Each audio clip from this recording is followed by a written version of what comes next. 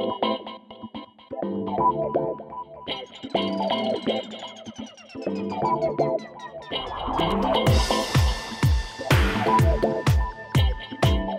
ви се представам. Боно, доктор по сурфање.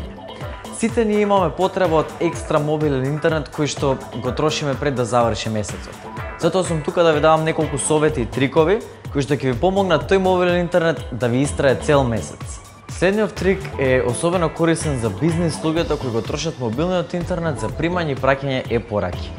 Дали сте знаеле дека можете да дефинирате количината на податоци која се синхронизира во вашето e-сандаче?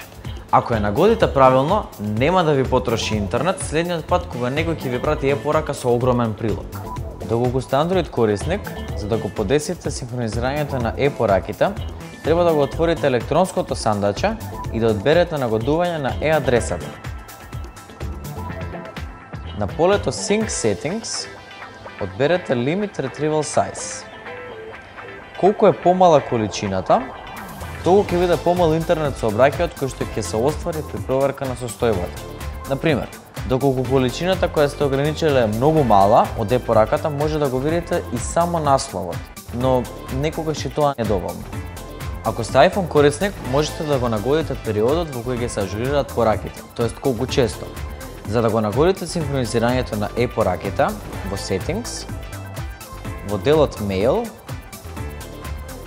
одбирате Accounts.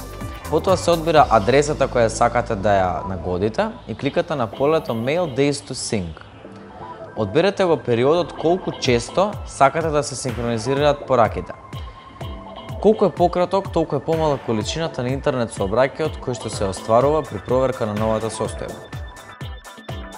Епа бизнисмени, ако вашиот интернет го трошите на e-пораки, искористете го овој трик и заштедете ги вашите скапоцени мегабајти.